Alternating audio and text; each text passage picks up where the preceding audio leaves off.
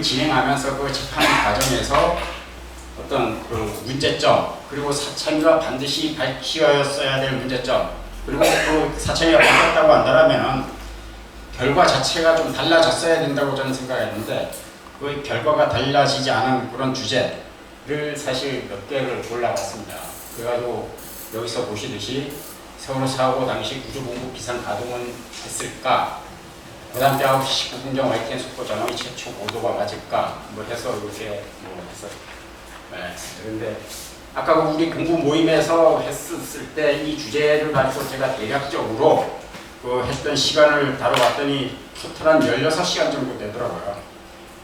그래가지고 그것을 오늘 저녁에서 다 말씀드릴 수는 없고, 또 뭐 실제로 하다 보면은 이게 좀 그런 것 같습니다. 저한테는 이제 매일 일상처럼 이렇게 되던 그거이기 때문에 뭐 쉽게 말씀을 드리려고는 하지만 여러분들은 이제 처음 듣는 용어도 잘 모르시고 하다 보니까 이거 쉽게 설명하기가 좀 어렵다는 부분도 좀 있었던 것 같고, 그 다음에 뭐랄까요, 또 대충 하고 넘어가면은 또 어쨌든 하여튼 이렇게 하나 저렇게 하나 효과는 그렇게 제가 생각한 것만큼 이렇게 전달을 좀 못해드리다. 물론 제가 전달해드리는 어떤 기술, 뭐 전문 강사가 아니다 보니까 그런 부분이 있긴 하겠지만, 그래가지고 오늘은 이 부분에 대해서 말씀을 드리려고 하는 최대한 해도 시간이 안 되면은 뭐 뒤에 거는 아예 포기라고. 요전 주에 우리가 질문과 답변을 하지 못했었기 때문에 1번 항목만 하는 것으로 하고, 그렇게 되면 1시간 한 10분에서 15분 뭐 요 정도 될 것 같습니다. 그래서 하고 나서 요전 주에 하지 못했던 질문, 답변 이 부분에 대해서 정확히 얘기하면 토론이라고 말씀드리는 게 좋을 것 같은데, 하여튼 그런 시간을 더 갖는 것으로 그렇게 하도록 하겠습니다. 2014년, 그러니까 세월호 참사 직후, 처음에는 이 비난의 화살이 선장과 선원들이 도주했다는데, 거기서 집주위에다가 며칠 지나고 나서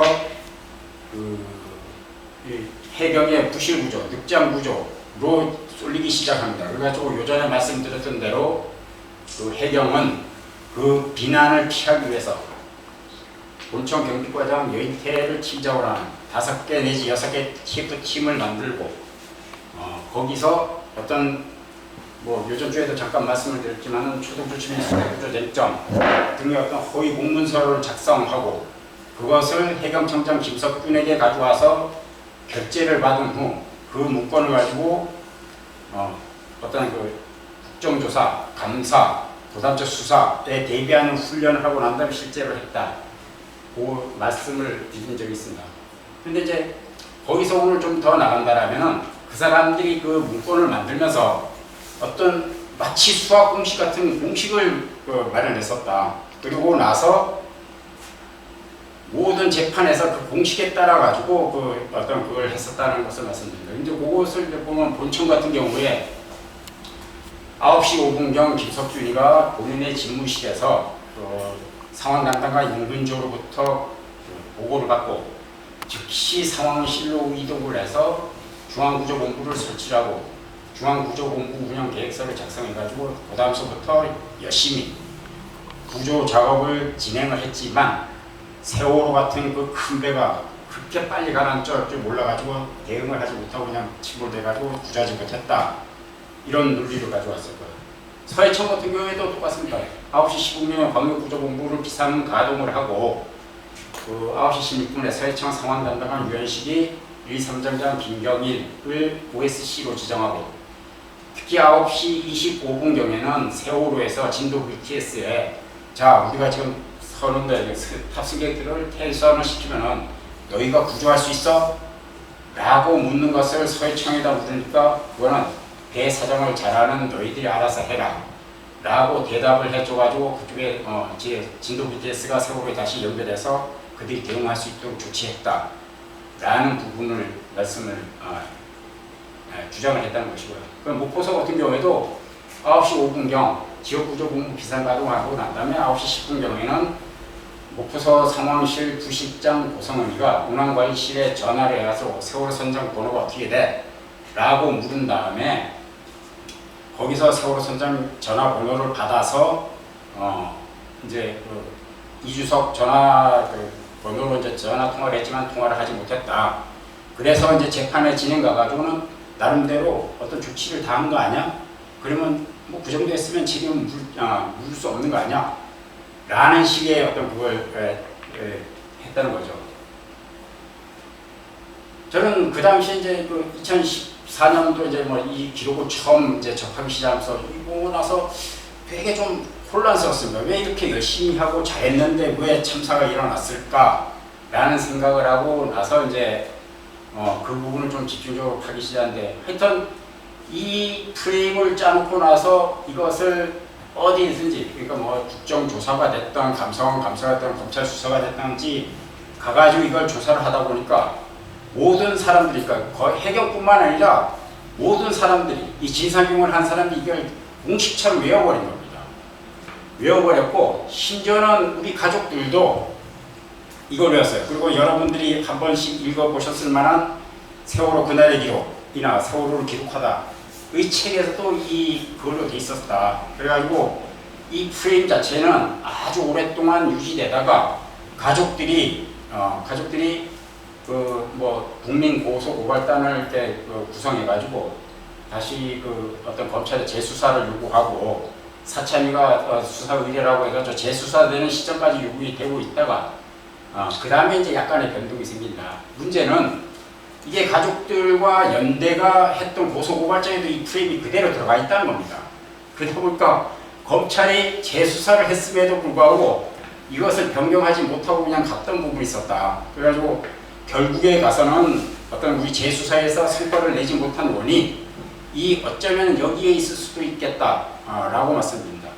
어쨌든 2019년도인가 18년 후반인가 하여튼 검찰 세월호 특별수사단이 재수사를 하기 시작하면서 약간의 변경이 생겼습니다. 그 기존의 프레임에. 그래가지고 그때 이제 처음에 나온 게 9시 5분에 보고받은 게 아니라 9시 19분 아니면 9시 25분경에 받았다라는 얘기를 하고 그 다음에 상황실 인장도 9시 10분에 했던 것이 아니라 9시 28분경에 상황실에 들어왔다라고 새롭게 바뀌었고요. 중앙구조본부도 설치가 아니라 가동이라는 식으로 얘기했고 특히 본청 지휘부 같은 경우에는 과거에는 9시 5분경에 상황 담당관 이은조가 전파를 해줘가지고 알게 됐다고 얘기하다가 이날은 이제 특별하게 이제 이때는 9시 19분경 YTN 속보 자막을 보고 알았다. 밑에서 보고해주지 않았다. 그래가지고 자기네들이 알았던 시간을 한 14분 정도 뒤로 미뤄가지고 이제 자기네들 책임을 면하는 그런 걸로 했었다. 라고 말씀드립니다.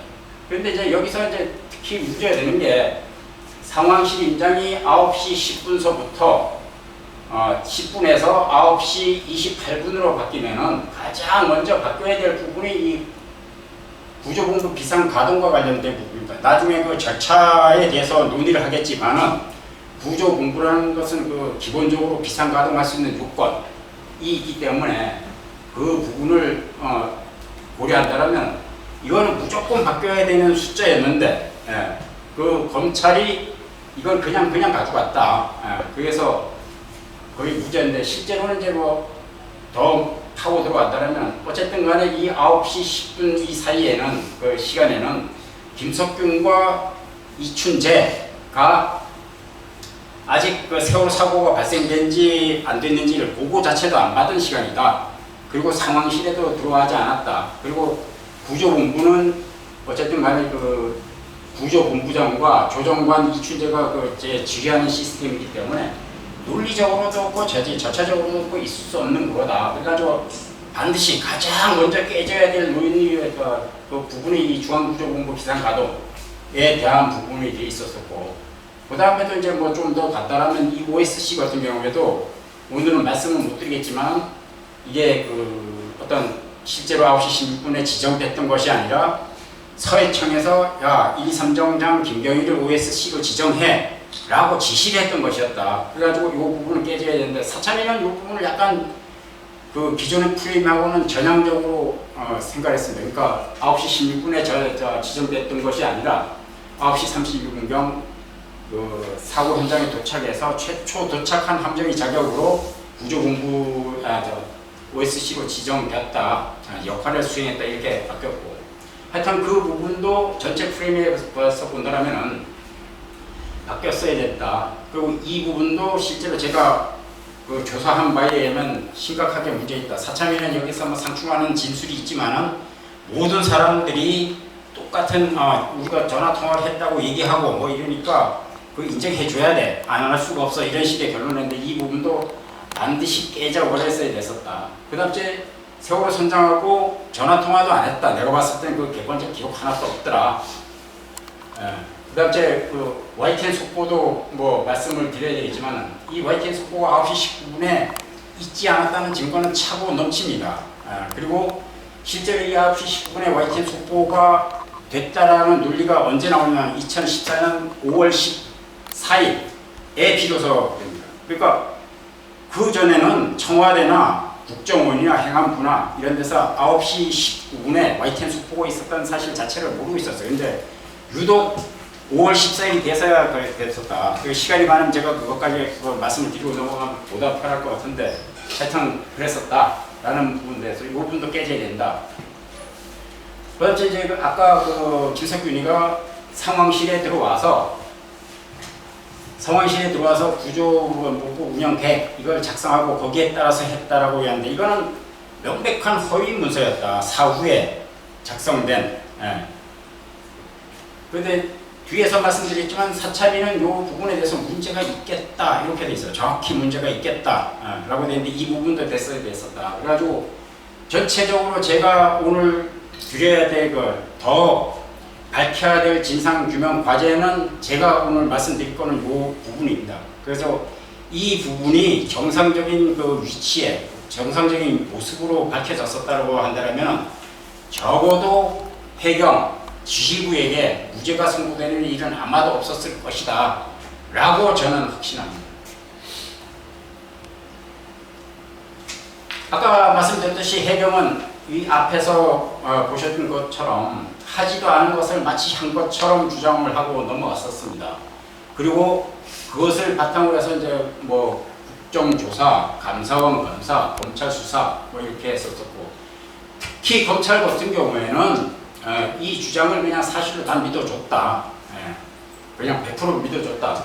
그리고 법원 같은 경우에는 뭐 잘 아시겠지만 법원은 너도 맞고 아니면 너는 맞고 너는 틀리고 아니면 둘 다 틀리고 이렇게 판단하는 건 아니에요. 둘 다 주장을 하고 있으면 한 사람 주장이 틀린 것 같으면 너는 틀리고 이렇게 돼 있었는데 이 재판에서는 두 사람 그 원고와 피고의 어떤 주장이 동일하니까 의심의 여지가 없이 그냥 판결문에다 그냥 적어줬다 라고 말씀을 드리고, 아까도 말씀드렸지 그렇게 된다라면은 가족과 가협의 고소 고발 시점 요때가 문제다. 왜 그러냐면 우리가 이제 그때도 제가 좀 말씀드렸지만 자체적인 어떤 진상규명 작업이라든가 여과 작업이 있었으면 이때 이 부분에 대해서 문제를 삼아가지고 고소고발장을 쓸 때 아까 그런 부분이 안 됐다라는 부분을 쓰고 그렇게 해서 어떤 그 검찰에서 넘어갔으면 검찰 수사 결과가 우리 기대에 미치지 못할 때 그럴 때 이의 제기를 한다든가 아니면 뭐 항고 절차를 거치든가 해가지고 다시 싸워볼 수 있는 여지 정도는 남겨놓을 수 있었는데 뒤에서 제가 어떤 그 고소고발장이나 뭐 이런 공소장이나 이런 것을 공개를 해드리겠지만 그냥 이것을 공식처럼 외우고 받아들여가지고 넘어가서 우리가 스스로 포기한 부분이 있다. 이 부분은 뭐 듣는 사람에 따라서는 기분이 나쁠 수 있지만 부인할 수 없는 현실이다. 이렇게 말씀드리겠습니다. 하여튼 가족의 고소고발에 따라 가지고 검찰이 재수사를 했습니다. 재수사를 해서 그 과정에서 뭐 허위공문서 작성 및 행사라든가 아니면 아까 말씀드렸던 구조본부 김석균 상황실 임장 시간이라든가 이렇게 다소 바뀌는 부분을 몇 군데 발견하긴 했지만 그냥 공소장은 2014년 재수사 수사 결과에 따라서 그냥 했다. 그래가지고 실제로는 뭐 그들은 백서를 쓰는 심정으로 그 어떤 재수사를 하겠다고 다짐을 했고 그리고 나서 나름대로 열심히 했다고 얘기했지만 실제로 공소장 보면은 새로운 내용이 없다. 2014년 수사 기록만 봐가지고도 충분히 할 수 있는 그거였다라고 말씀드리고, 당연히 법원은 또 뭐 따라갈 수밖에 없었을 것이고, 참고로 뭐 저 같은 경우에는 1심에서 아니면 2심에서 하여튼 2심 같은 경우에는 좀 가협의 이름을 빌려서 하여튼 의견서 제출하고 뭐 했었지만, 각주일에서 보듯이 하여튼 뭐 뒤에 냈다라는 거 하고 뭐 항소 이유서 범위를 초과했다라는 부분 해가지고 받아들여지지 않았다. 예. 그 뭐 이제 가장 큰 문제죠. 사찰리가 어떤 본인들은 어떤 이 기록을 읽고 했었고, 특히 저하고는 뭐 거기에 담당 조사관들 이 같이 토론도 했고 했기 때문에 이런 문제는 모르지는 않았을 것 같다, 제가 봤을 때는. 그러니까 그런데도 불구하고 실제로는 거의 뭐 검찰 자료, 요전주에 말씀을 드렸듯이 검찰 자료 그냥 갖다 뺏겼었다, 심지어는 결론도 뺏겼었다 라고 해서 사실상 그렇게 해서 어떤 그 진상규명은 끝났고 해경 지휘부한테는 무죄를 하게 되는, 선고하게 되는 어떤 그런 프레임이 만들어졌다. 그래서 본격적으로 어떤 이 구조본부 비상가동과 관련돼서 말씀을 드리도록 하겠습니다. 일단 그 구조본부 비상가동과 관련된 어떤 사찰리 보고서의 근본적 입장부터 말씀드리겠습니다. 사찰리는 뭐 이 구조본부 비상가동 뒤에서 말씀드리겠습니다만, 일단 문제는 좀 있는 것 같다. 예. 그 가동 시간도 조금 뭐 이게 기존에 있는 거하고 좀 틀린 거 아니야? 뭐 이렇게 얘기하고, 아까 제가 말씀드렸던 그 중앙구조본부 운영계획, 이것도 좀 이상해. 정상적인 문서는 아닌 것 같아 라는 식으로 했지만, 그래도 하여튼 구조본부는 비상가동됐어 라고 얘기했다. 그런데 오늘 저녁 제가 말씀드렸던 것처럼, 만약에 제가 오늘 저는 이 자리에서 이게 없었다는 것을 입증을 한다라면은, 지금에 존재하는, 현존하는 사찰리 보고서는 전면적으로 다시 써줘야 된다. 그거는 반드시 그렇게 돼야 된다 라고 말씀드리고, 이 구조본부가 비상가동이 반드시 규명이 돼야 되는 이유는 이겁니다. 구조본부가 비상가동을 하는 것은 해경이 정상적인 구조활동을 했다는 얘기고, 만약에 그게 가동되지 않았다면 그 구조활동이 없었다는 겁니다. 그러니까 우리가 구조하지 않았다라고 얘기하지만은 이 부분을 입증하지 않으면은 구조하지 않았다가 아주 베이스에서 밝혀지지 못하는 그런 어떤 그걸로 산다. 그래서 저는 어떤 이 구조본부 비상가동이 진실을 열고 들어가는 열쇠이자 마지막 채우는 단추라고 생각하기 때문에 이 부분을 중요시하고, 또 구조 절차에서도 이게 가장 먼저 있는 부분이기 때문에 이 부분을 강조하지 않을 수 없다라는 말씀을 드리고, 하여튼 제가 연구한 바에 의하면, 그의 기록을 읽은 바에 의하면 세월호 사고 당시에 어떤 각 구조본부 비상가동은 없었다. 그러니까 본청에서도 구조본부 비상가동이 없었고, 서해청에서도 비상가동이 없었고, 그 다음 주에 그 목포서에서도 없었다. 그리고 심지어는 해경 지휘부의 지휘 자체도 없었다. 몇 가지 있는 것처럼 보이지만 그것은 상황실에서 한 것이지 해경 지휘부가 한 것은 아니다. 그런데 요전주에도 제가 말씀드렸듯이 그 어떤 법원은 어떤 그거를 좀 포괄적인 개념으로 받아들여가지고, 요전에 말씀드렸듯이 어떤 한 사람이 하면 모든 사람이 한 것처럼 그렇게 해석을 해주다 보니까 이런 사태가 좀 안 좋은 결과가 나왔다는 부분을 말씀드립니다. 2014년도 광주지방법원 거기서 어떤 뭐랄까요, 김경일에 대한 재판, 그리고 그 선장선언에 대한 재판이 진행될 때 우리 유가족들이 이제 막 해서 버스를 타고 새벽에도 내려가고 어떨 때 가서는 벌써 자면서 재판에 참가를 하고 그랬었습니다. 그때 이제 특히 많이 했던 게 아침에 시작할 때, 그리고 저녁에 끝날 때 꼭 우리가 이제 가족들이 뭐 순번을 정할 때도 있었고, 아니면 자진해서 나서서 할 때도 있었었고, 그때 이제 나서서 이 재판의 불합리성, 그다음에 해경의 어떤 구조에 대한 문제 뭐 이런 것을 하면서 엄벌을 해달라라고 그걸 했던 적이 있습니다. 저도 그때 이제 뭐 재판에 꽤 많이 갔었고, 꽤 여러 번 그 자리에 서가지고 어떤 지수를 했었는데, 제가 지금 이제 가장 기억에 남는 게 뭐냐면은 해경의 구조 활동에 대한, 세월호 사고 당시 해경의 구조 활동에 대한 어떤 점수를 한번 매겨줬었다. 그 사람들한테 검사도 있고 판사도 있고 피고인도 있는 자리에서 그때 제가 말씀드렸던 그 재판정에서 말씀드렸던 해경의 구조 활동에 대한 점수는 빵점이었다. 근데 그냥 빵점이 아니었다. 전교생이 전과목을 동시에 빵점을 맞은 거나 똑같다라고 얘기를 하면서 이 지구상에 전교생이 전과목을 동시에 빵점 맞을 확률은 없다. 그거는 만약에 그런 사태가 생겼다라면은 그 사람들이 공모를 해가지고 야 우리 이름만 쓰고 나와 답안은 절대 쓰면 안 돼 라고 하기 전에는 그런 점수가 절대 나오지 않는다 라고 하면서 이건 뭔가 우리가 모르는 큰 것이 있기 때문에 판사가 좀 판단을 잘해다오 라고 부탁을 드렸던 적이 있습니다. 그때 제가 했던 것이 그 기본 논리는 이거였습니다. 그러니까 요전주에도 말씀드렸지만 하여튼 해경은 신속하고 효율적인 어떤 그 구조 활동을 진행하기 위해서 그 매뉴얼의 구조 단계를 정하고 거기서 요구하는 사항이 있었는데 그것을 해경은 하나도 하지 않았다. 특히 이 상황 실장을 중심으로 한 이 사람들은 이제 초기에 상황을 파악하고 전파하고 요 부분이 있습니다. 이때 다소 그 어떤 좀 늑장 대응을 한 그런 부분이 있었던 건 사실이지만 그렇다고 하더라도 9시 전후로 해서 어떤 그런 상황을 전파하고 했었기 때문에 그렇게 심각한 문제가 생기지는 않았었다. 그렇다고 한다면 그 다음에 지휘부가 해야 될 부분에 대해서는 아무것도 하지 않았다. 그러니까 거기서 가장 문제된 게 아까도 말씀드렸지 구조본부 비상가동이다. 그러니까 상황실에서 넘어가서 그들이 주장대로 9시 10분에 구조본부가 비상가동이 되었다면 이때 지휘부가 들어가서 지휘권을 이관받아서 실질적으로 그 사람들이 지휘를 직접 해야 되는 거다. 그러니까 청장과 서장과 그 밑에 있던 그 보좌하는 분이 그런데 실제는 그렇게 하지 않았다. 그러다 보니까 그 재판 기록 곳을 보다 보면 그렇다. 상황실에 있던 그 해당 기능들 그러니까 담당자들은 거기 와서 저쪽에서 어떤 지침을 주지 못하니까 우왕좌왕하면서 왔다 갔다 했던 거 없고 사고 현장으로 출동하는 그 구조 세력 1, 2, 3정과 헬기들은 그냥 저쪽에서 오니까 뭐 보내주겠지 하고 그냥 꺼달꺼달하고 그냥 갔던 거예요.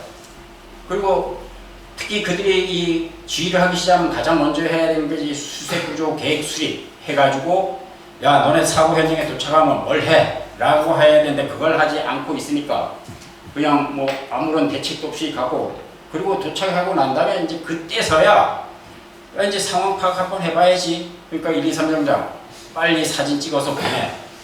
그리고 그 다음에 이제 한 2분 몇 초 동안 22초인가요? 그동안 전화해가지고 야 지금 어떻게 되고 있어? 그래서 하면서 너 이제 TRS 돼야 하는데 안 되면 TRS 되면 앞으로 전화하지 말고 TRS 해. 딱 끊고 난 다음에 그 다음에 TRS로 돼가지고 뭐 어떻게 하고 있어요? 그러니까 사실은 김경일은 되게 억울하게 돼 있습니다. 실제 사람들은 김경일이가 아무것도 안 한 것처럼 그 사람이 잘못해서 한 것처럼 하지만 김경일은 갈 때 아무것도 지시를 받지 못해서 사고 현장에 도착했고 가가지고 전화 받고 무전하다가 그냥 사실 상황이 종료된 겁니다. 그래가지고 했다면 어쨌든 간에 이 구조본부 비상가동이 안 됐고 해경 지휘부가 하지 않아서 안 됐다 라고 말씀드리는 거예요.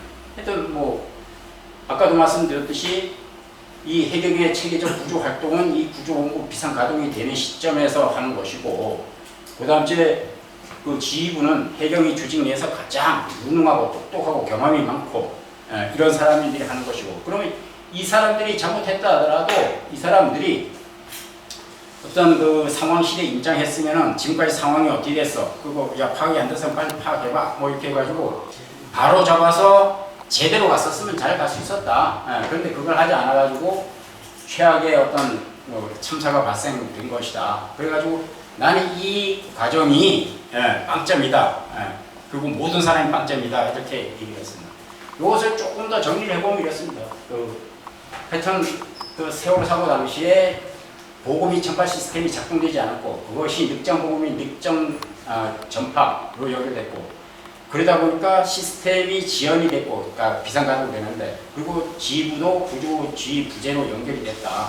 그러다 보니까 아까 말씀드렸던 대로 그 안에서 실무로 뛰어야 될 하급 조직들 우왕좌왕하면서 아무것도 못하다가 그냥 끝나버렸다. 그런데도 불구하고 법원은 할 만큼 했어. 또 다른 사람의 책임이야. 할 수가 없었어. 뭐 이런 식의 논리되면서 했고, 사참위는 아까도 말씀드렸듯이 그냥 문제는 있지만 그것도 하긴 한 거 아니야? 라고 얘기했다. 그래가지고 아까도 뭐 거듭 강조하지만은 이 부분에 대한 진상규명을 반드시 해야 된다라고 말씀드립니다. 해경이 어떤 사고가 발생했어요. 세월호 사고와 같은 그것이 발생했을 때 그 대처하는 방법은 두 가지입니다. 이게 이제 뒤에서 구조본부 비상가동과 상황 대처팀 비상 소집에 대해서 이제 계속해서 말씀을 드려야 되는데, 그때 말씀드리면은 좀 되게 혼란스럽고 같아가지고 미리 좀 말씀을 드리면은, 하나는 상황 대처팀을 비상 소집해서 대응하는 방법이 있다. 이거는 뭐 사참위는 이제 여러 가지로 해석을 하는데, 가장 간단하게 얘기하면은 해경이 우리끼리 할 수 있어. 해경이 힘만으로 할 수 있어. 라고 하면 상황 대처팀을 가동을 하는 겁니다. 그리고 구조본부 비상 가동을 하는 방법이 있는데, 이거는 뭐냐면은 해경끼리는 안 돼. 그래가지고 공군도 좀 수송기를 좀 보내줘야 되고, 해군도 함정하고 헬기도 좀 보내줘야 되고, 잠수하는 사람도 보내줘야 되고, 뭐 소방청, 뭐 중대본, 경찰 뭐 이런 사람들이 거기 있을 때, 즉 국가적 위기일 때는 구조본부를 비상 가동해야 되는 겁니다. 뒤에서 이제 사참위가 되게 장황하게 써놨는데, 아주 간단하게 얘기하면 딱 한마디로 요약하면 이렇다고 보시면 됩니다. 정확한 그 매뉴얼적 용어는 아닙니다. 그런데 제가 어떤 지금까지 확인한 바에는 이랬더라. 그래서 일단 뭐 구조본부 이제 비상 가동과 관련된 부분 뭐 말씀드려야 되고요. 요전 주에도 말씀드렸습니다. 구조본부란 거는 해경이 세월호 참사와 같은 어떤 그런 사고가 발생할 것을 대비해서 평상시에는 대비하는 활동을 하고, 비상 그런 사태가 생기면은 어떤 비상 가동을 해가지고 긴급 대응을 하는 그런 조직을 말하고, 본청에는 중앙구조본부를, 그리고 지방해양경찰청과 지역해양경찰서에는 지역구조본부와 광역구조본부를 두도록 되어 있다. 이제 뒤에서도 뭐 말씀드렸지만 해경은 이때 이제 두도록 되어 있다는 것을 얘기하지 않고 새로 설치했다고 얘기를 합니다. 그래도 그 부분은 조금 이따 말씀드리고, 하여튼 이 구조본부가 이제 이 나라에 처음 등장하게 된 게 1993년 10월 10일 서해해교 사건이 발생했었습니다. 아마 그 전에는 국제규약상으로는 이 개념이 있었는데, 우리나라는 그 국제규약에 가입을 하지 않았었고, 서해해교와 사건의 사고가 발생이 되면서 이제 그때 비로소 국제협약에도 하고 법도 해가지고 1995년도 6월 23일부터 시행이 됐다. 그래가지고 세월호 사고 당시를 기준으로 하면은 약 19년간 운영해 온 어떤 제도다. 따라서 요전에 이제 주에 말씀드렸던 사참위 보고서 거기서 보면은 뭐 단어도 모르고 제도도 모르고 혼동하고 있고 뭐 이렇게 얘기하고 있다라고 했는데, 그 사참위가 잘못 짚은 것이다. 예를 들어서 정말 그거였다라면은, 그게 아니라면 사참위가 해경을 모독한 것이다. 그들이 책임이 크니까 보고서 보고 아무 말을 안 했을 뿐이지, 내가 해경이었으면 난 모욕죄로 그걸 했었을 것이다 라는 부분 말씀드립니다. 그래서 아까 말씀드렸지, 평상시에는 이제 대비 그러니까 재난 발생에 대한 대비와 관련된 일을 합니다. 그래가지고 거기서 기본적인 게 뭐냐면, 이제 매 5년마다 순환 대비 기본 계획을 작성을 하고, 매 1년마다 순환 대비 집행 계획을 작성합니다. 이건 이제 장기 계획이라고 보시면 되는 거고요. 법에서는 장기라고 돼 있지 않습니다. 제가 볼 때 5년 정도면 장기. 그리고 이거는 이제 해야 됐었는데, 여기 이제 실제로 14년 도의 해경이 작성을 해놓은 문구가 있습니다. 이 위에 거는 2013년도에 작성을 했고, 밑에 거는 2014년에 이제 3월달에 작성을 해놨는데, 실제로 보면은 저 사람들이 왜 저런 문건을 만들었지, 아주 휘황찬란하게 만들었는데 왜 만들었는지 이해가 잘 가지 않습니다. 그래가지고 저도 이제 그것이 왜 그런 부분이 돼 있었는지를 뭐 찾아보고 했었는데, 어쨌든 간에 그 시행령, 시행규칙과 그다음에 IMS에 의한 매뉴얼이라고 해가지고 우리 순환국어법에 모태가 되는 어떤 국제규약 거기서 보면 요구하는 사항이 있습니다. 뭐 이런 거 들어 꼭 넣어놔라 라고 얘기했는데 그것을 요약을 한번 했습니다. 사전에 위험 요소를 발견해가지고 긴급 상황에 대비해라. 그러니까 목포선을 기준으로 한다면은 평상시에 거기에 여객선도 많이 다니고 어선도 다니고 뭐 화객선도 다니고 한다면 거기에 대한 대비도 해야 되는 거고, 그다음 그뭐 맹골수도라든가 이런 데서는 물살이 센데 거기 가다 만약에 서울 사고 같은 게 발생한다면 그런 것도 미리 대비를 하라. 그리고 서류상으로도 대비를 하고 교육 훈련도 실시하라. 그리고 심지어는 장비 같은 경우도 뭐 해가지고 장기 비전이라든가 아니면 단기 해가지고 그래서 하고 실제로 이 순환대비 집행계획 같은 경우에는 거기서 그런 사태가 생겼을 때 어떻게 대응해야 되는지 그런 세부 지침까지도 요구를 하고 있습니다. 그런데 실제 이런 부분이 세월호 사고 당시에 이 부분에 대해서는 빠져있다 라고 말씀드리고, 근데 이게 좀 세월호 참사 이후에 달라졌나고 해가지고 제가 작년인가요 해가지고 2022년까지인가 이것을 다시 받아서 한번 검토해 봤는데 바뀌지 않았더라고요. 그래가지고 실제로 사참위가 제대로 갔다고 한다면 여기 대해서 공고사항이 이런 공고사항이 나왔어야 됐었다. 근데 아마도 사참위가 이 입법 취지 자체는 하지 못했던 거 아니냐라는 생각입니다. 그래서 요전 주에도 말씀드렸듯이 이런 것을 얘기했는데 이 법 취지를 잘 몰랐기 때문에 이렇게 했던 거 아니냐라는 생각을 해봤습니다.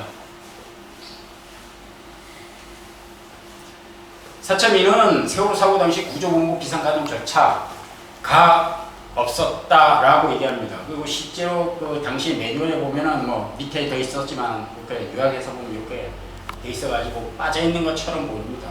그렇지만은 실제로 과거의 매뉴얼에서도 보면은 상황 판단 단계에서 어떤 긴급성 판단, 사람이 위험한지 안 한지 판단하고 조난지 측정하고 그 밑에 요것을 하도록 되어 있었습니다. 그러니까 구조 시스템 비상 가동 관련, 그러니까 상황실에서 별거 아닌 사건을 해가지고 그냥 끝내버릴지, 아니면 상황 대응방, 아니면 상황 대책팀, 아니면 구조본부 비상 가동을 결정할지, 해가지고 상황 판단 회의를 할 때 이것을 해서 판단을 하도록 돼 있었다. 상황 판단은. 그래가지고 만약에 상황실에서 우리끼리 해결이 안 돼 라고 얘기를 하면은 그 해상 상황실 운영 규칙, 해상 치안 상황실 운영 규칙 제4조의 2 제4호에 의해서 이렇게 주목정에 보고하고 상황 대책팀을 소집하여 상황을 처리하도록 이렇게 되어 있습니다. 그래가지고 세월호 사고 당시에 구조본부에 대한 부분은 없었지만 이 상황실 운영 규칙 이것은 상황실에서 행동해야 될 전반적인 행동을 여기다 다 적어놓은 것이기 때문에 그게 없다 그러더라도 최소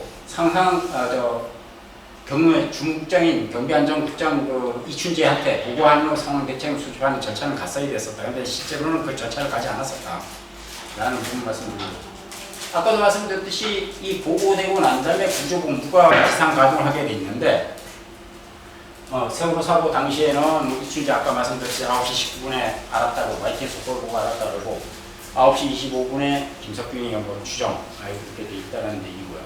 그러다 보면 구조본부 비상가동 절차 자체가 되지 않았었고, 아까도 말씀드렸듯이 구조본부가 비상가동이 되면은 그 상황 담당관에서 그 주무국장, 구조본부장으로 지휘권이 이관되어야 되는데 지휘권 이관 절차도 없었었다. 그리고 지휘부가 구조 지휘를 하지 않았다. 그래가지고 사실상 사고 당시에 어떤 구조본부 비상가동은 없었다라고 보는 게 맞겠다. 그런데도 불구하고 해경은 아까 서두에서 말씀드렸듯이 구조본부가 비상가동됐어. 그 근거를 삼은 게 두 가지입니다. 하나는 9시 10분경에 주무부서 담당자가 상황실로 갔다는 얘기야. 그래가지고 우리 9시 10분서부터 상황실에 가서 했어. 그게 구조본부야. 근데 검사가 쏘아줬죠. 물론 사참위도 쏘아준 거죠. 이게 부분은 논의하지 않았는데 쏘아준 거죠. 그리고 또 하나는 그 뒤에서 이제 말씀드리게 될 중앙본부 구조본부 운영계획 거기 9시 10분으로 돼 있었어. 여기 봐 서류가 돼 있었어. 그러니까 9시 10분이 맞아. 그러니까 또 판사와 검사는 그 허위 공문서를 보고 믿어줬다. 그래가지고 그 부분은 반드시 깨져야 되는데 하여튼 믿어주고 가서 어떤 그게 무죄 선고까지 연결이 됐었다는 부분을 말씀드립니다. 아까 그 세월호 사고 당시에는 그런 그 기준이 없었다고 얘기했는데 이게 그 지휘부의 어떤 책임을 서로 떠넘기는 결과로 나타나니까 세월호 참사 이후에는 요 부분을 그 어떤 그 매뉴얼을 개정해가지고 요 부분을 그 보완을 했습니다. 그리고 특히 이제 좀 달라진 것은 뭐냐면 세월호 사고 당시는 아까도 말씀드렸듯이 상황대책팀, 구조본부 이렇게 나눠놨었는데 여기서 그냥 아예 상황대책팀이란 거 없애버렸다. 대신에 이제 1단계, 2단계, 3단계 해가지고 이제 가는 쪽으로 하게 돼 있었고 여기서 보면은 구조본부 비상가동 결정하는 거하고 실제로 실행하는 거하고 나눠놨었다. 그래가지고 비상가동 결정하는 거 자체 판단하고 상황 판단을 대체 건의를 하는 것은 3번, 4번. 그래가지고 여기 3번, 4번. 수색구조과정과 종합상황실장이 해라. 그리고 색깔이 빨간색이잖아요. 직접 해라. 라는 얘기고. 하여튼 뭐 이런 식으로 해서 그 바뀌었었다. 그래가지고 이 절차에 따르더라도 아까 제가 말씀드렸던 그 절차하고 대동소이합니다. 약간 이게 좀 세부적일 뿐이지. 결론적으로 얘기하면은 그때 그 매뉴얼과 규칙에 따르더라도 그 어떤 그런 절차가 없었던 건 아니다라는 부분을 말씀드리겠습니다. 이제 그 사천이 조사 결과와 관련된 이제 부분을 말씀드리도록 하겠습니다.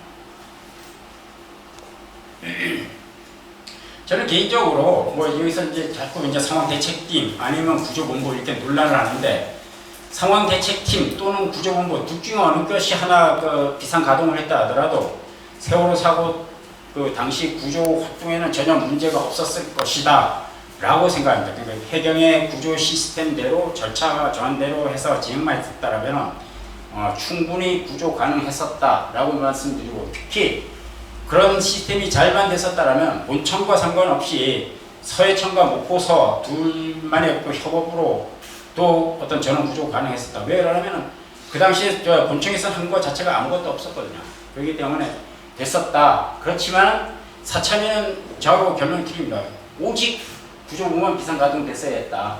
그리고 아까도 말씀드렸듯이 문제는 조금 있었지만 하여튼 가동은 됐어. 그리고 저는 제가 기록을 찾고 해서 하면 뒤에서 말씀드리겠습니다만 하여튼 상황대책팀이 소집됐었던 거는 맞는 것 같더라. 그런데 사참이 이 부분을 아예 깔고 밀겠다 라는 부분을 말씀드리고 하여튼 사참위는 이렇게 얘기를 했습니다. 그 소위 보고서에서 어떤 이 구조본부와 관련된 정의를 그 당시 상황을 이렇게 보고서에 써놨습니다. 이게 소위 보고서 168쪽 중단에 있는데 그런데 세월호 참사 당시 매뉴얼상 구조본부와 상황대책팀과의 관계는 명확하지 않았다.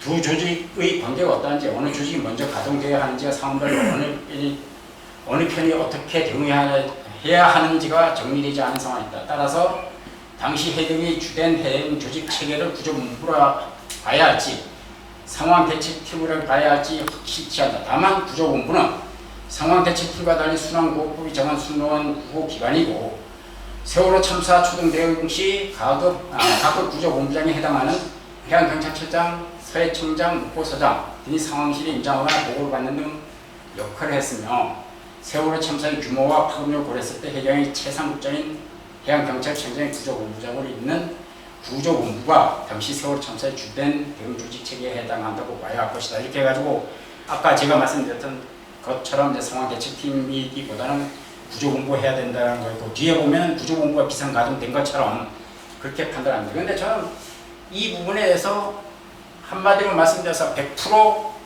동의할 수가 없습니다. 저도 이 부분에 대해서 아주 오랫동안 제가 이제 한 9년을 기준으로 한다면 적어도 한 10분의 1 정도는 이 부분을 규명하기 위해서 노력을 했다고 생각하는데 제가 한 부분에 대해서 검토한 결론에 따르면 이게 틀리더라. 그래서 정리를 해보면 이렇습니다. 소위 보고서에도 뭐 이런 똑같은 걸 했는데 개별 보고서에도 하여튼 틀리더라. 그래가지고 그 사참위가 그 얘기했던 부분을 이제 요약을 해보면은 일단 상황대책팀과 구조본부의 관계가 불명확하다고 얘기했는데 뒤에서 말씀드릴 겁니다. 관계 명확하더라. 그 다음 어느 조직이 먼저 가동돼야 하는지 어느 편이 어떻게 대응하는지 정리되지 않았다라고 했는데 정리되어 있다. 그 다음 구조본부만 순환구호법이 정한 조직이다 라고 얘기하는데 아니다. 상황대책팀도 순환구호법이 정한 조직이다. 그 다음 상황대책팀의 보통은 주무부서 국장, 지방청과 지역서는 주무부서 과장이고 구조본부는 구조본부장이 지휘한다고 하는데 이것도 틀리다. 뭐냐면 사고의 규모에 따라 가지고 해경청장이 지휘를 합니다. 그래가지고 사참위가 기본적으로 헛다리를 짚고 있었다 라고 말씀드리고 뒤에서 이제 그 구조본부 체계로 비상가동됐어야 한다 라고 하면서 그 근거를 댄 것이 있습니다. 그러니까 초동대응에서 각급 구조본부장이 임명하거나 올거리에서 보고를 받으며 상황을 지휘하고 유관국과의 담당자들이 함께 임장해서 지휘를 보자 하면서 했다라고 얘기했는데 이거는 함정의 근거가 되지 못한다. 기본적으로 아까도 말씀드렸듯이 김석균 리가 상황실에 들어온 시간은 9시 28분이고 그 다음 이 사람들도 9시 27분 이후일 것으로 된다. 물론 지수서에는 그 빨리 돼 있는 거 있지만 해경의 어떤 기록을 살펴보면 9시 26분, 27분으로 돼 있다. 왜 그러냐면 해경이 9시 27분에 군에 방송을 합니다. 지금 상황이 발생했으니까 전부 다 상황실로 와라 라고 군에 방송하고 그것은 해경 기록에 남아있기 때문에 아마도 그때까지는 사람들이 안 들어갔다. 물론 몇 명 들어가 있긴 했겠지만 비상가동 시스템이 아니다. 그렇다 한다는 사참이 틀리고 특히 김수영과 김문홍 같은 경우에는 9시 50분, 9시 10시 이전에는 구조 활동을 한 사실이 없습니다. 김석균은 아예 없었고 그래가지고 이런 것을 근거로 해서 하는 거는 문제다라고 얘기하고 아까 최종적인 책임은 구조본부장이 진다고 하는데 이것도 아니다. 그 다음 구조본부만 전사적 대응이다 라고 얘기하는데 이제 이 전사적 대응이 아마도 그 해경청장까지 책임을 지는 걸 얘기하는데 뒤에서 말씀드리지만 사건의 사이즈에 따라 가지고 확대되게 돼 있다. 그리고 구조의 수립 및 지휘부의 보좌 역할을 상황대책팀, 상황담당관 및 상황실장이 하지만 구조본부는 경비안전국장이 수행한다. 이렇게 돼 있는데 이것도 틀리다. 원래 수색구조과장이고 뒤에도 뭐 이 부분이 있는데 이건 뒤에서 다시 말씀드리겠습니다. 사참위는 상황대책팀과 구조본부를 구별하지 못했다라고 얘기하면서 차이를 알지 못했고 가동요건이 제대로 규정되어 있지도 않았다라고 얘기했다. 하지만 제가 볼 때는 몰랐던 것이 아니라 모르는 것처럼 했다. 왜 그러냐면 그것을 알면서도 그걸 다 알면서 그걸 왜 구조 안 했어? 라고 하면은 책임을 져야 되니까 일부러 바보인 척 했다라고 말씀을 드리겠다. 특히 이제 사참위는 그 근거를 뭐냐면은 원래 매뉴얼에 이런 조직을 해야 돼. 그러니까 목포서와 서해청 같은 경우에. 그런데 실제로는 이런 조직을 만들었어. 이런 조직을 만들었어. 그런데 이 조직이 보니까 밑에 상황대책팀하고 비슷하네. 그러니까 얘네가 구조본부라고 써놨지만은 이거를 못했던 거 아니야? 라고 얘기를 한 겁니다. 그렇지만 아까도 말씀드렸듯이 19년간 그 운영을 해온 사람들한테 그렇게 한 것이 문제고 엄밀히 얘기하면 이 문건은 세월호 사고 당시 제가 세월호 사고 당시라는 거는 9시 50분 이전입니다. 당시에는 이 문건이 없었습니다. 이거는 세월호 사고가 발생한 다음날 만든 문건이에요. 다음날 만든 문건이고 다음날 만들면 당연히 조직을 그 당시 상황에 맞게 할 수밖에 없는 거죠. 왜 그러면 그 당시에 해경청장도 목포와 진도에 내려와 있었었고 청장, 차장 뭐 깡그리 다 내려왔으니까 역할 분담을 다시 하게 되면은 목포서에는 요 정도 해야 되는 거 아니야? 라는 부분을 할 수밖에 없고 그래서 4월 17일, 18일 날 만든 문건이기 때문에 그 부분은 이 사참위 지적 자체가 정확하지 않다, 적절하지 않다라고 말씀드립니다. 만약 사참위처럼 어떻게 생각을 한다면 왜 원래 매뉴얼에 이렇게 하기로 있었는데 왜 이렇게 했어? 그 이유가 뭐야? 이렇게 따져봤어야 되는 거예요. 근데 그거 안 한 거 이건 문제다 라고 말씀드리고 아까 말씀드렸듯이 4월 17일 날 문건이 되는데 아까 이제 사참위가 요것만 가지고 옵니다. 그 여기서 보면 여기 4월 17일 날 돼 있다고 얘기해요. 물론 여기서 4월 16일에서 또 별명이라고 얘기는 돼 있지만은 실제로는 4월 17일 날 했다. 그렇다면 그 사참위처럼 그게 개념을 몰라서 그렇게 한다라고 생각하면 좀 잘못된 거다. 특히 이때는 뭐 수사를 해야 되고 하니까 이 수사가 가장 앞에 나왔었다.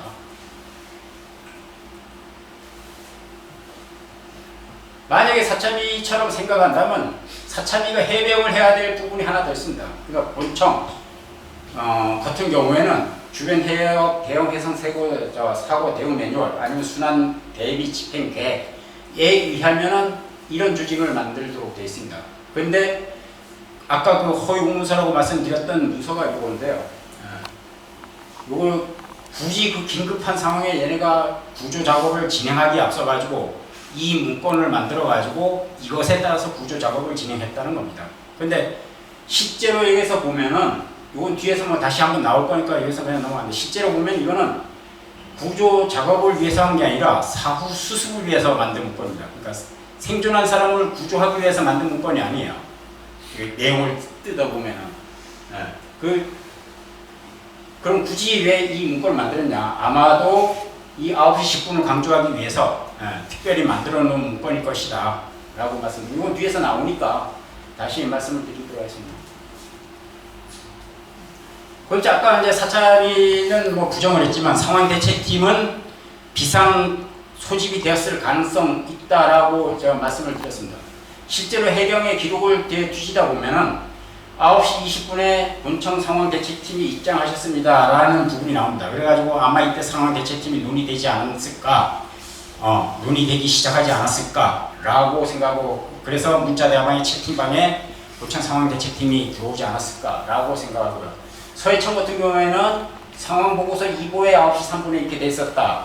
그래가지고 여기 보면 상황대책팀 비상수집이라는 얘기가 나오고 목포서 같은 경우에도 9시 15분에 보면은 소집 완료됐습니다 라는 부분이 있다. 이걸로 봐서는 세월호 사고 당시에는 구조본부가 비상가동됐다기보다는 그이 됐었을 것이다. 그리고 여기서 하나 더 따져야 되는 것이 만약에 그들의 주장대로 구조본부가 비상가동이 되기 맞다라면은 여기 보면 구조본부 비상가동된 시간 이후에 이게 논의가 됐다라는 얘기죠. 그렇다면 이 상황대책팀이 구조본부보다가 분명히 하위 개념인데 상위 개념을 먼저 가동해놓고 나서 굳이 왜 하위 개념인 중복되는 조직을 또 만들었겠냐? 그거는 별도 해석이 필요해야 되는 겁니다. 그래서 거꾸로 생각해보면 안 했고 나서 이걸 구조본부 했다고 우기는 것을 순진하게 착하게 믿어줬던 거 아니냐라고 말씀을 드린 겁니다. 아까 말씀드렸죠. 구조본부만 순환구호법이 정한 어떤 조직이다라고 되어 있습니다. 그래가지고 실제로 따져보면 그렇습니다. 순환구호법 제5조에 보면은 어떤 구조본부 비상가동에 대한 부분이 있고 거기 이제 어떤 밑에 하위 개념으로 이제 어떤 시행 방법이라든가 뭐 하는 게 이제 순환구호법 시행령, 순환구호법 시행 규칙 뭐 쫙 그렇게 되어 있습니다.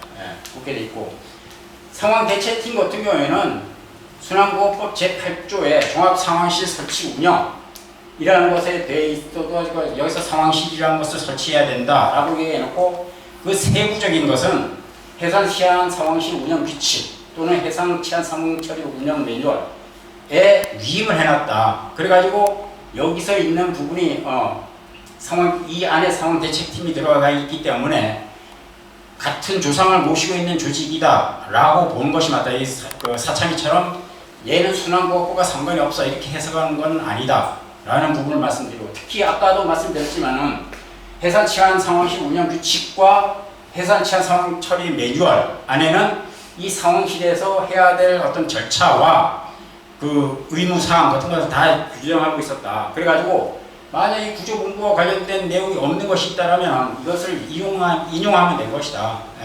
굳이 여기서 있는 것을 다시 여기에 적용할 필요가 없었다 라고 생각한다면 그 절차가 없다라고 얘기했던 것도 잘못됐고 그 다음 주에 다른 조직이다라고 얘기하는 것도 잘못됐다라고 말씀드립니다. 자꾸 이제 사찰이 이렇게 얘기하기 때문에 비상가동 절차에 대해서 다시 한번 강조를 해드리면 이렇습니다. 일단 사고가 접수가 되고 나면 상황 담당과 상황실장한테 보고하고 경비안전국장이나 이 사람한테 보고를 하고 그렇게 되면 구조본부를 가동할지 아니면 그 상황 대책팀을 할지 회의를 하게 됩니다. 그래가지고 아까도 말씀드렸듯이 우리끼리 해도 돼 라고 얘기하면은 자 상황 대책팀이 하는 거야 라고 얘기하는 것이고, 아니야 우리끼리 안 되고 해군도 좀 부르고 저 수산하고 활동조합도 좀 부르고 이렇게 되면 이제 이때는 구조본부로 가는 거다. 그래서 책임을 이제 사이즈에 따라서 김석균까지 지는 거다 라고 말씀드리면, 아까 그 168조 소위 보고서 168조에 나왔던 부분은 이 부분을 간과한 것이다 라고 말씀드리겠습니다. 상황대책팀 소집, 비상소집 사유입니다. 그러니까 상황대책팀은 해양 주권 관련, 해양 안보 관련, 해안 안전 관련, 해상 치안 관련, 해양 오염 관련 이래가지고 5개 카테고리에 21개의 소집 사유가 있습니다. 이때 이제 상황대책팀이 소집이 된 겁니다. 그리고 이 해양 안전 관련 사항 중에서도 사상자가 10명 이상 난다 라는 사고가 발생되면 해양경찰청장이 직접 주재한다. 그러니까 아까 구조본부만 그 전사적 조직이고 최고 책임자가 책임진다, 이건 잘못된 내용이다 라는 부분 말씀드리고, 5명에서 10명은 차장, 5명 미만은 국장이 하게 돼 있다. 그래서 아까도 제가 말씀드린 것이 사고의 사이즈에 따라서 책임 범위가 달라진다 라는 부분 같습니다. 다만 구조본부 같은 경우에는 이 사유에 다 되는 거 같지 않아요. 지금은 아까 말씀드렸듯이 일원화가 됐다고 말씀드리지 않았습니까? 그러니까 지금은 구조본부가 이걸 다 관할하지만 세월호 사고 당시에는 해양 안전에 관련한 사항 중 해양 안전에 관련한 사항 중 요 사항이 있었을 때 영해 내에서 발생한 선박 항공기 5명 사고, 공해상 발생한 선박 항공기 5 사고, 주변국 해역 영해 내에서 발생한 선박 항공기 사고, 여기 발생이 되면 구조본부가 비상가동이 되죠. 실제로 세월호 사고 당시에는 여기에 해당한다고 봐야 되기 때문에 구조본부가 비상가동되는 게 맞다. 그리고 아까 절차가 없다라고 돼 있는데 실제로 이게 보면 이 상황대책팀이 이렇게 가동이 되게 돼 있고, 그리고 상황대책팀을 구성해가지고 필요하다라면 중앙구조본부로 가라 이렇게 규정이 돼 있다. 그래가지고 매뉴얼 없다라고 얘기한 것도 틀리고 사유가 없는 것도 틀리고, 그리고 나서 중앙구조본부가 가설되면 이건 아까도 제가 말씀드렸듯이 국가위기이기 때문에 국가 자체가 대응한다. 해양경찰청을 중심으로 해야죠. 국방부, 복지부, 소방청, 기상청, 외교, 법무, 관세, 해수 해가지고 다 해서 한다.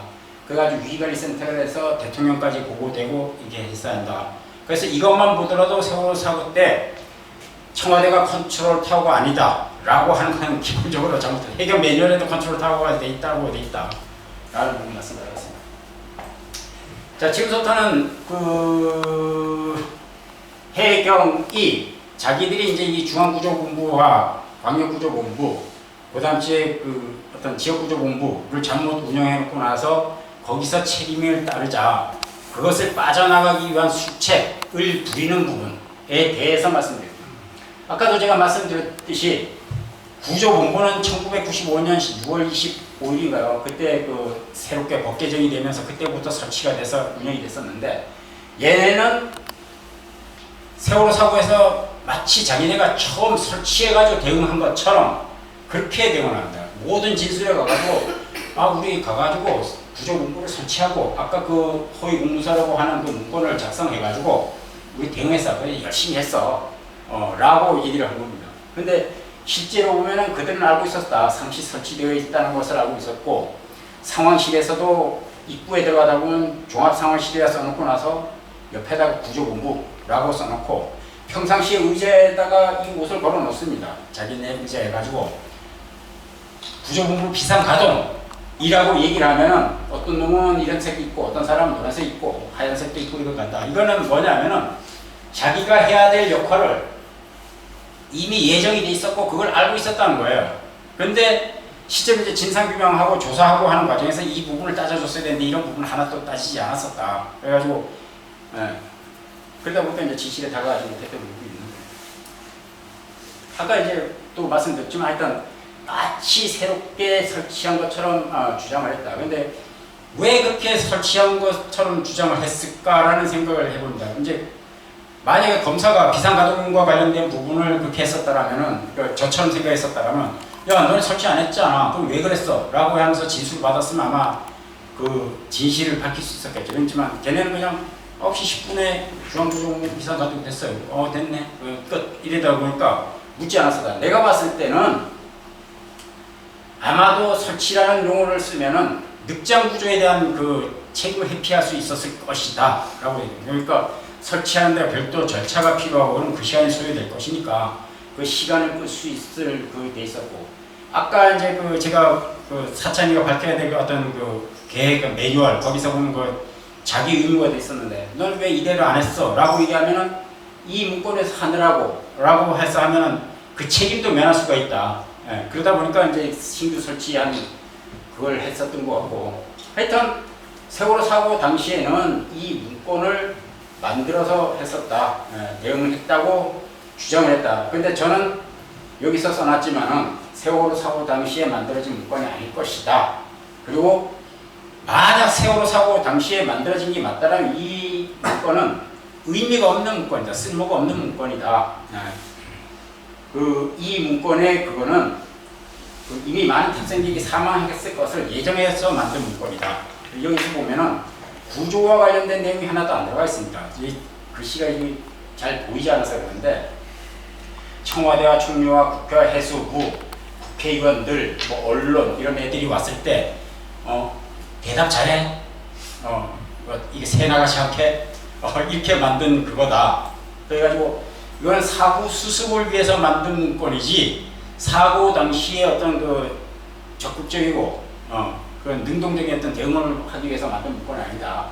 그럼 왜 이거 만들었냐? 아까도 저 말씀을 드렸지만 아마도 그냥 자기네 책임 회피를 하기 위한 어떤 알리바이 이용이었을 거죠. 근데 그럼에도 불구하고 이것이 문건이 이 유사한 문건이 하나 있다. 이게 뭐냐면 이제 2014년 4월 4일에 실제로 그 여수 상성 그랜드 포추노 침몰 관련 중앙구조본부 운영 계획이라는 거에 있었는데, 이 그랜드 포추노라는 게 뭐냐면은 2014년 4월 4일 그 북한 청진항에서 그 중국 무슨 항이더라, 하여튼 글로 이동하는 북한 산적 철관석을 싣고 가는 어떤 그 화물선이 있었는데 그게 여수 앞바다에 가다가 침몰합니다.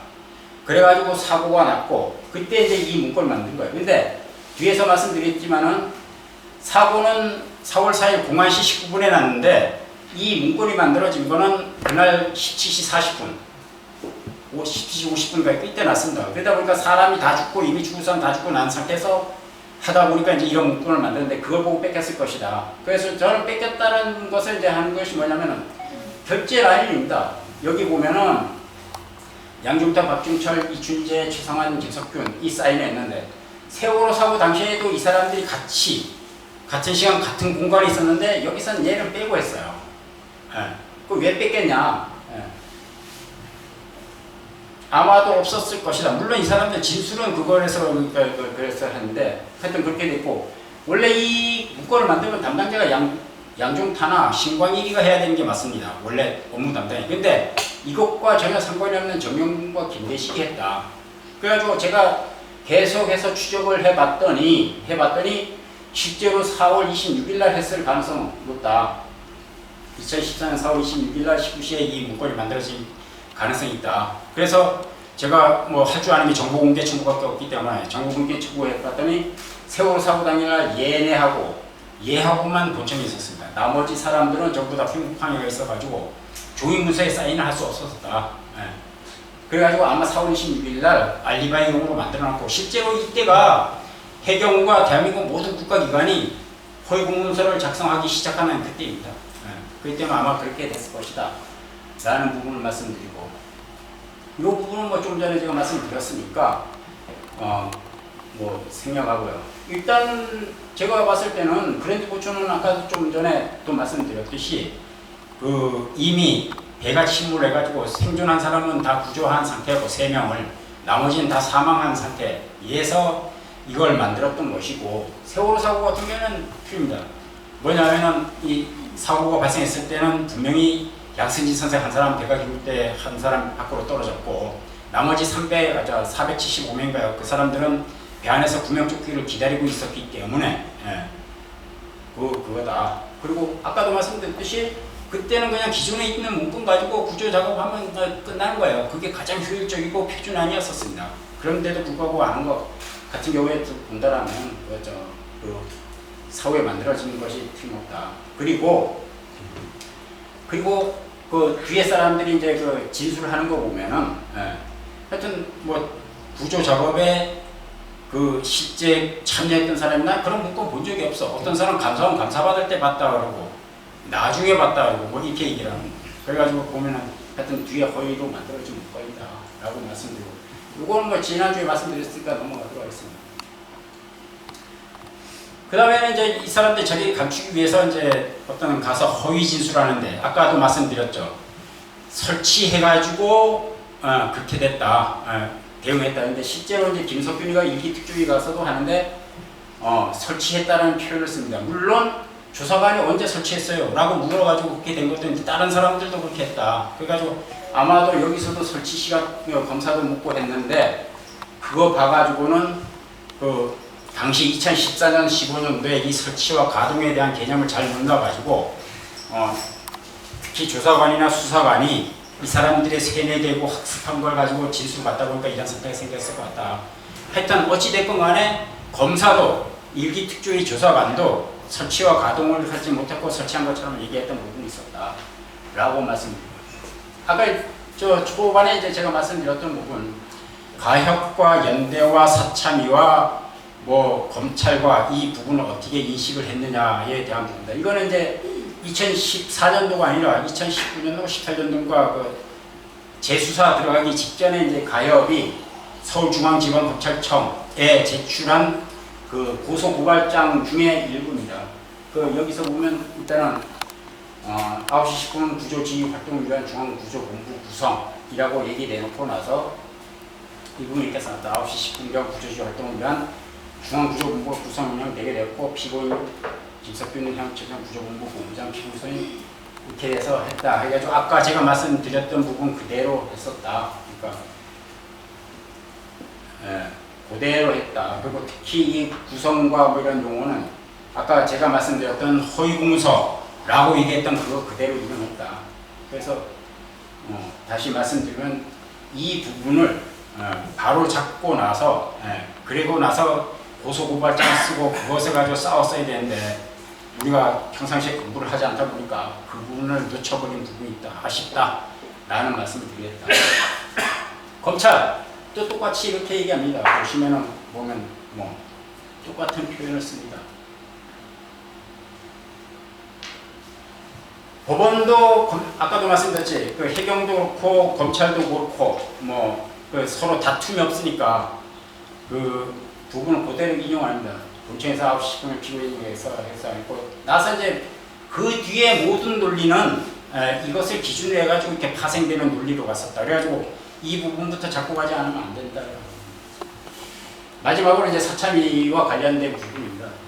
이 부분이 이제 아까도 이제 말씀드렸지만 하여튼 2014년도에는 하여튼 설치와 비상가동에 대한 개념을 명확하게 구분하지 못했다. 나중에 와서 이제 비상가동 개념을 이해했던 것으로 보이고, 그 김경일 재판 뭐 이때는 이제 비상가동이라는 용어를 씁니다. 법원도 쓰고. 다만 아까 제가 말씀드렸듯이 어떤 가동 절차, 누가 소집을 하고 결정을 해야 되는지 라는 부분에 대해서 논의를 해야 되는데 그 부분 아예 논의되지 않고 있었던 부분이 있었다. 그러다 보니까 결국에는 9시 10분부터 그렇게 돼 있었고, 가협과 연대, 그 다음에 모든 사람들이 마치 그것을 수학공을 치료하듯이 하고 고소고발까지 연결되고 그것이 이제 됐다는 겁니다. 사참위 보고서에는 뭐 정확히 얘기하면 이렇게 됐습니다. 저는 이거 읽으면서 사참위 그 조사관 옆에 있으면 한 대 때리고 싶다는 생각을 많이 해봤습니다. 지금도 그래요. 일단 하여튼 뭐 그 운영 계획, 아까 그 허위 공문서라는 부분에 대해서 쓴 걸 보면 이렇습니다. 중앙구조본부 운영 계획서 문건을 보면 이라고 표현하여 마치 중앙구조본부 9시 10분경부터 가동된 것처럼 보인다. 앞서 이야기한 것처럼 검찰 특수단 수사 이전까지 김석균 청장 9시 5분경 세월 상황을 인지하고 해서 진술했다. 하지만 특수단 수사 과정에서 김석균 청장의 상황 인식 시간이 9시 10분 이후 상황시 9시 28분경 확인되기 때문에 중앙구조본부의 가동 시간 역시 제고할 필요가 있겠다. 끝. 그렇게 되어 있습니다. 그 뒤에 뭔가 있었으면 하는 생각이 있는데 여기서 딱 끝내고 나서 더 이상 진도가 안 나갔다. 왜 그런지는 좀 알 것 같은데. 그 밑에도 보면 악보입니다. 반면 최상한 차장, 이춘재 국장 당일에 그런 문서를 보지 못했다고 주장하고 이 땡땡 해상운전과장은 9시 30분간 상황실에 갔다가 10시경 자신 사무실에 돌아갈 때까지 아무런 임무 부여가 없었고 자신은 방제반에 편제되었다는 사실도 알지 못했다고 진술했다. 선박사고 관련 주무국장인 이춘재 국장은 해당 문서를 당일에도 보지 못해서 주장하는 것은 당시 중앙구조본부에 문제가 있었음을 이야기해주는 증거라 할 수 있겠다. 이렇게 되어 있습니다. 이쪽에서도 보면서 당시 해경군청에는 정보교류에 난맥상이 있었을 뿐만 아니라 구조적으로 임무와 역할 부여도 제대로 되어 있지 않고 유땡땡 스스로 이야기했다는 것처럼 구조본부 전체의 지휘체계가 무너져 있었다고 볼 수 있겠다. 이렇게 해가지고 그리고 이제 마지막으로 저희 어떤 결론, 없었다라는 결론을 이끄는 부분에 대해서 말씀드립니다. 아까 그 허위공서 작성문과 뭐 이런 부분은 뭐 이미 논했기 때문에 그 부분은 빼고 나서 말씀드립니다. 일단 절차상 하자입니다. 절차상 하자. 일단 세월호 사고 당시에 목포해양 경찰서장 김문흥 같은 경우는 뭐 다 알고 계시듯이 삼청 구함에 탑승해 있었다. 그래서 지역구조본부가 제대로 가동이 됐으려 하면은 특별한 절차가 요구됐었다. 그리고 매뉴얼을 엄격하게 해석을 하면은 그 구조본부장 지휘는 누구한테 위임하는 것은 아니다 라고 말씀드리고, 본청의 경우에도 김석균이 9시 25분경 사고 발생 사실을 인정했고 28분경 상황실에 인정을 했기 때문에 그가 들어와서 야 구조본부 비상가동해 라고 했다 하더라도 9시 28분 이전에는 중앙구조본부가 비상가동할 수 없는 상황이었다 라고 말씀드리겠다. 그리고 절차상으로 아까도 말씀드렸듯이 구조본부 비상가동은 그 구조본부장의 지시 아니면 상황 판단 회의에 따라서 하는 거다. 그런데 세월호 사고 당시에는 이런 절차가 진행된 사례가 없다 라고 말씀드리면 일단 이걸 본다라면 그렇다. 다만 본청 같은 경우에는 우리가 이 회의를 했어 라는 가짜 서류를 만들어 놨습니다. 만들어 놨는데 여기 잘 나오지 않는데 일단 김석균, 최성환, 이춘재가 실제로는 9시 19분에서 28분경에 상황실에 인정했는데 여기서 보면은 9시 10분서부터 10시 30분까지 그 역외선 침몰 관련 상황 대책 회의를 했다라고 얘기합니다. 그리고 침몰 관련이라고 이게 되는데 실제로 이게 사후에 침몰이라는 얘기가 사후에 만들어진 문건이라는 것을 스스로 입증하는 겁니다. 왜 그러냐면 세월호 사고가 처음 생겼을 땐 침몰이라는 용어를 쓰지 않고 침수라는 얘기를 썼고 실제로 아까 그 허위 공문서라는 문건도 자기네가 침수라고 써놨는데 굳이 하다 침몰이라는 걸 써놓은 것으로 봐가지고는 아마도 이거의 사후에 만들어진 문건으로 보는 게 맞겠다. 그리고 시간도 뭐 이렇게 맞지 않는 부분도 있고 그래서 일단 자기네들 나름대로는 책임을 면하기 위해서 나름대로는 악을 쓰고 했었다라는 말씀드리고, 그리고 아무리 양보해도 구조본부장이 상황실에 들어온 시점 이후에 구조본부가 비상가동됐다고 본 게 맞고, 그 다음 제 뒤에서 말씀드리겠지만은 세월호 특별수사단이 수사를 할 때 검사가 묻습니다. 야 그날 중앙구조본부가 비상가동 됐어? 라고 하니까 안 됐어요. 그때는 안 된 게 확실해요. 될 수가 없어요. 라는 진술이 한 개가 아닙니다. 두 개도 아닙니다. 더 많습니다. 그런데도 불구하고 그 검찰이 9시 10분이라고 그 수사 결과에 쓴 거는 대단히 이례적이다. 더 나쁜 건 사찰이가 그런 그 진술서를 보고도 거기에 대한 의문을 제기하지 않은 거, 아까처럼 뭐 할 수 있겠다 라고 끝낸 거 대단히 부적절했다 라고 말씀드립니다. 그 다음 주에 뭐 지휘권 이관이 없었다, 9시 50분까지 구조 지휘도 하지 않았다 라고 말씀드립니다. 저는 뭐 기본적으로 이거 좀 그런데 구조본부 비상 가동을 하는 거하고 구조본부 비상 가동을 하는 거하고 오케스트라 하는 거하고 절차가 똑같다고 생각합니다. 그러니까 먼저 단원들이 와서 앉아있고 수석 연주자가 와서 앉아있고 그 다음에 조율을 하고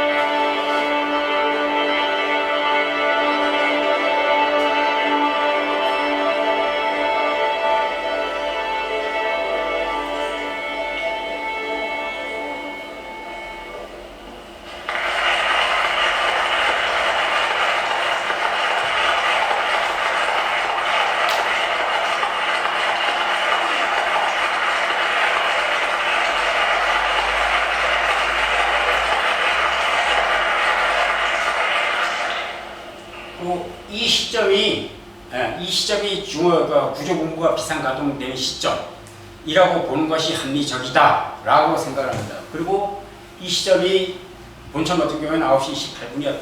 그러니까 아무리 양보를 해도 9시 28분 전에는 도저히 그 해경의 구조 시스템이 정상 가동됐다고 볼 수 없겠다라는 부분을 말씀드립니다. 아까 말씀드렸던 진술서입니다. 아까 한 명도 아니고 두 명도 아니고 아주 많다라고 했는데 실제로 여기 인용한 것이 그렇지 이거보다 더 많습니다. 보시면 이 수색구조 실무 책임자, 그 아까도 말씀드렸죠. 그 중앙구조본부 운영계획이 정확하다면은 실제로 이 사람이 작성을 했어야 됐었다라고 말씀드렸는데 이 사람 얘기가 뭐라냐면 세월호 참사단이 오전 진수령 본청 중앙구조본부 부산대관은 가동되었다는 사실을 전달받은 사실이 있거나 전해드린 바가 있나? 그러니까 기억나지 않습니다. 이와 같은 본부 구성된 사실을 알고 있었는데 저는 몰랐다. 그 뒤에 가서 진술에 뭐냐면 난 감사원 감사받으러 가서 알았어요 라고 진술합니다. 오상권이라는 사람도 아까 사찬이가 인용을 했는데 이 사람도 똑같이 얘기합니다. 그냥 몰랐다. 내가 9시 30분까지 왔다 갔다 했는데 그때 그런 거 본 적도 없고 나서 하여튼 개판이었다 라는 식으로 얘기하고요. 그 임근조라는 사람은 원래 구조본부가 비상가동이 정상적으로 되면은 그 구조본부장에 자 우리 구조본부 비상가동해야 되지 않겠어요? 라고 건의를 해야 될 사람입니다. 그래서 그 사람도 이렇게 얘기합니다. 그러니까 청장이 인정해야 구성이 됐다고 보신지 아니면 했어야 했다는지 하면서 하여튼 모르겠다 라는 식으로 얘기를 하고 고명성이라는 사람도 그랬습니다. 이 사람은 요전주에 제가 말씀드렸죠. 곰대본 거기서 대변인 하면서 이 세월호에 지대한 영향을 끼쳤던 사람이라고 허위 그 기사가 나가도록 했던 사람이라고. 근데 이 사람도 왜 당시 상황실 임장에서 회의를 같이 했으나 중앙구조본부 구성 시간이 몇 시인지에 대해서는 정확히 알지 못합니다. 라고 이 손용수와 뒤에서 말씀드리는 한상윤이 같은 경우는 아주 좀 더 그 구체적으로 얘기합니다. 뭐냐면 제가 이걸 기재한 것은 아니고 정확히 누구인지 기억이 나지 않는데요. 중간 업데이트하면 보고서를 작성한 과정에서 상황실과 회의실에 계셨던 6분 중에 한 분이 9시 10분 중앙구조본부 설치 문구를 기재하라고 하여 9시 10분 중앙구조본부라고 기재한 것입니다. 제 추측은 김영민이가 했던 것으로 생각됩니다.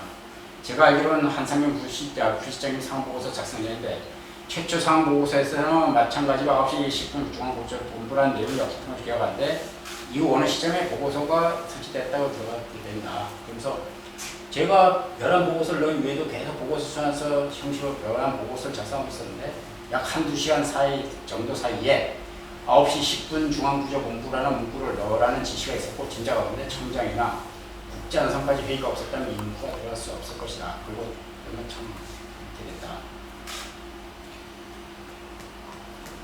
그 다음에 그 한상윤이라는 사람은 이제 그 상황 보고서를 작성한 사람인데 이 사람도 이제 같은 시기에 얘기를 합니다.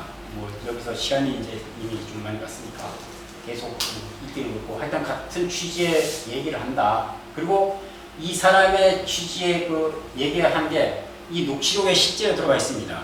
근데 이게 되게 길기 때문에 제가 확인할 수 없는데 이 녹취록 녹음 기록 녹음 파일 그 7분 30초에 가면은 이 사람의 진술과 똑같은 상황이 실제로 여기서 나옵니다. 네, 그걸로 봐서는 이 사람의 진술은 틀림없는 사실이다 라고 받아들여야 된다. 그때 이 문건이 그때 나옵니다.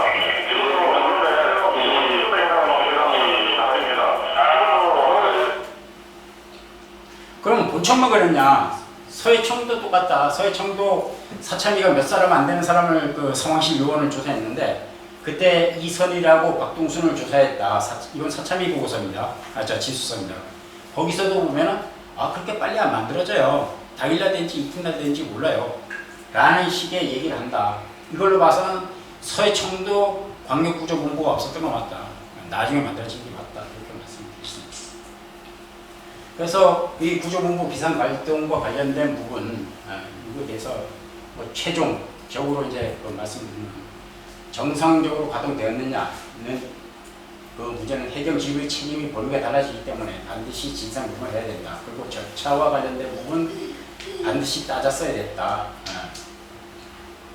그리고 결론적으로 아까 말씀드렸듯이 검찰과 보건 가족들은 정상적으로 비상 가동한 것처럼 판단했다. 그렇지만 이거는 해경이 자기의 책임의 범위를 축소시키기 위해서 한 것인데 우리가 그것을 받아들여가지고 스스로 면죄부를 줬던 어떤 그런 것으로 봐야 된다.